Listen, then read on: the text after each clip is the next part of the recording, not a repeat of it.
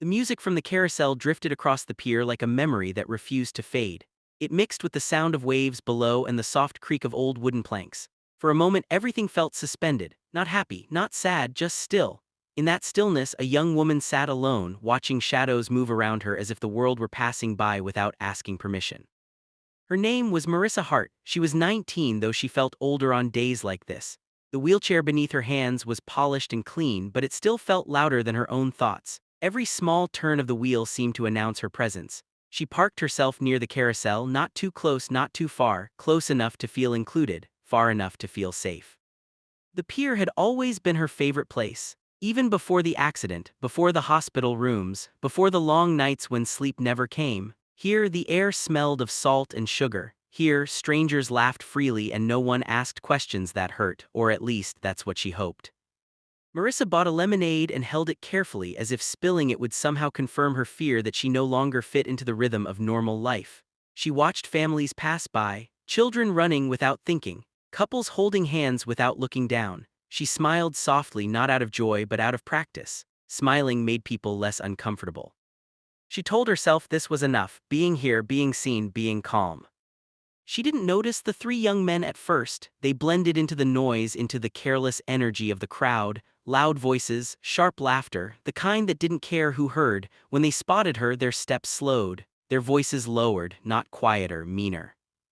They circled closer, pretending not to stare while doing exactly that. One leaned in just enough to block the sun from her face. His smile wasn't friendly. It was curious in a cruel way, like he had found something broken and wanted to test it. Move. The word landed harder than a shove. Marissa's fingers tightened around the wheel. Her chest felt hollow, like the air had been pulled out of her lungs. She had heard worse before, whispered behind her back, but this was different. This was meant to be seen. She didn't move fast enough for them. A sudden jolt shook her chair. The ground tilted. For a terrifying second she thought she was going to fall. Her lemonade spilled across the wood. A few drops splashed onto her shoes. Someone laughed, not everyone, just enough. People nearby looked, then looked away. That was the moment that hurt the most. Not the kick, not the words, the silence. Marissa stared down at her hands, willing them to move, to do something, anything. But they felt heavy, frozen. She wished she could disappear into the noise of the pier, into the music, into the ocean below. Then the sound came. Low, steady, different. It wasn't laughter, it wasn't music, it was deeper than that, a vibration that traveled through the planks and into her chest, one engine, then another, then many more. The laughter stopped. Heads turned. Motorcycles rolled in slowly, chrome catching the sunlight. One by one they lined the edge of the pier, riders dismounted without rushing.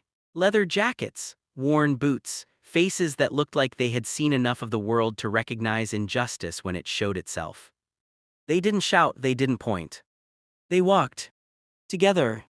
The three young men stiffened, their confidence drained as quickly as it had appeared. Suddenly they were aware of how small they were, how loud they had been, how many eyes were now watching.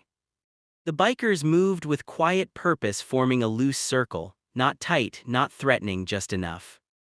One man stepped forward, tall, silver beard, eyes calm but burning with something unmovable. He didn't raise his voice, he didn't need to. He simply stood between Marissa and the men who had tried to break her. Nothing was said. Nothing needed to be. The message settled into the air like gravity. The bullies backed away, not running, not arguing, just leaving, their laughter replaced with something closer to shame. Marissa felt her breath return slowly, as if her body was remembering how to exist again. Her heart still raced, but for the first time since the accident, it wasn't fear that filled her chest. It was relief. The man with the silver beard turned toward her. His expression changed, softening in a way that felt real, not forced. He lowered himself slightly so they were eye level. "You're safe now," he said. Her eyes burned, she nodded because words wouldn't come. Around her the others smiled. Some touched the back of her chair gently like a promise, not pity, not charity, respect. They stayed for a moment longer, just long enough. Then they stepped back, melting into the pier as quietly as they had arrived.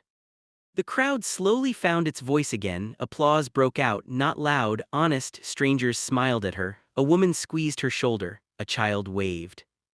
Marissa watched the Ferris wheel turn against the blue sky and realized something had shifted inside her, not because someone had saved her, but because someone had seen her and chosen not to look away.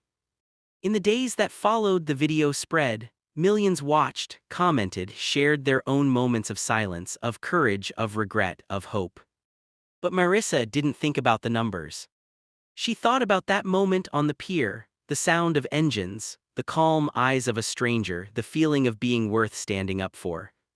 If this story stayed with you, if it reminded you that quiet kindness still matters, please like the video and share it with someone who needs it.